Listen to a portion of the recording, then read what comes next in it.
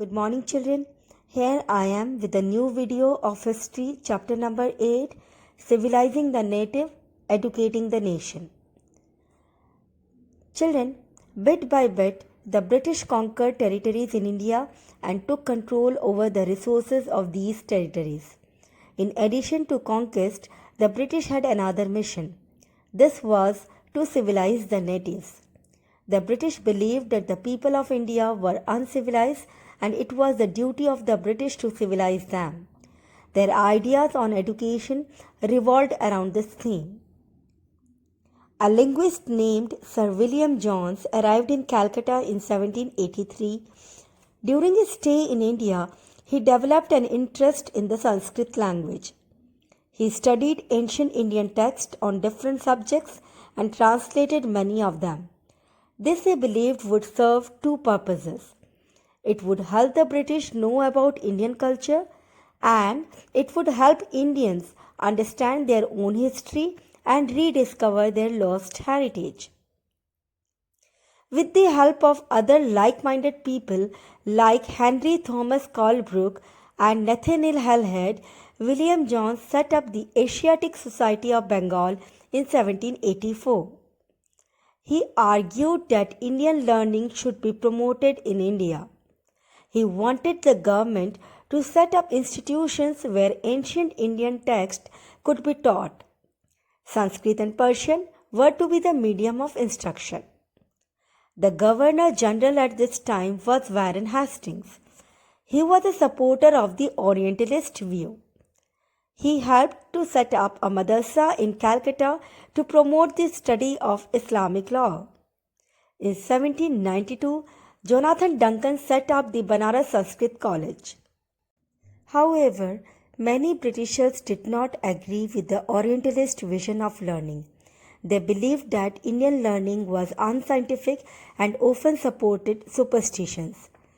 James Mill was of the opinion that to be useful, education needed to be practical. So, he felt that Indians should be imparted Western learning. His views were supported by Lord Thomas Macaulay. He believed that Oriental learning was completely inferior to European learning. So, Western learning through the medium of English was the best option in India. It was with the Charter Act of 1813 that a humble beginning was made. It provided for a sum of rupees 1 lakh to be spent annually on spreading education. But issues such as the nature of education, modern Western studies or traditional Indian learning, and the medium of instruction, English or vernacular, were still unresolved. These issues were resolved in 1835 when the English Education Act was passed. It was decided that the money allotted for education would be spent on promoting Western education through the medium of English. Thus, the government stopped supporting Oriental institutions.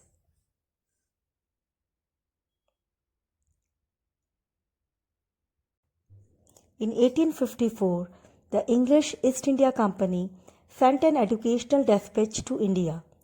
It came to be known as Wood's Despatch. It emphasized the value of Western learning. It outlined many such benefits of education. Western learning would enable Indians to realize the advantages of an expanding trade and commerce. Western learning would expose Indians to the Western way of learning and create in India a demand for British goods. Western learning would develop among Indians the skills required for administration and ensure a continuous supply of people to work at the lower levels of the government. It would thus save company from employing Englishmen who would have to be paid high salaries for working in India. Also, since these people would be dependent on the British for their job, they would be loyal to the British and would want British rule to continue. The Wood's Despatch set forth a comprehensive scheme of promoting education in India. It made a provision for spreading education from primary up to university level.